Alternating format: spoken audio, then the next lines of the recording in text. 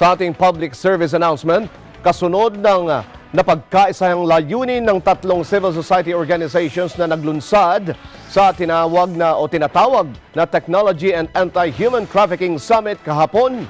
Muling naglabas na importanteng payo ang Department of Labor and Employment o DOLE at Philippine Overseas Employment Administration o POEA upang hindi mabiktima ng illegal recruiter para sa mga nais magtrabaho sa ibang bansa. Ayon kay POEA Deputy Administration Leo Kakdak, dapat ay tiyaking nakarehistro sa POEA ang employer, recruitment agency at ang mismong recruiter. Maaari ring i-verify ito sa www.poea.gov.ph kung lisensyado ang job order.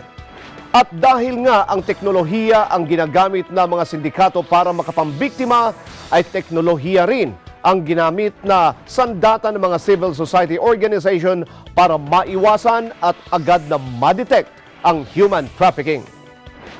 Ito ay ang pagkakaroon ng smartphone application laban sa mga illegal recruiter na maaring i-download ng libre.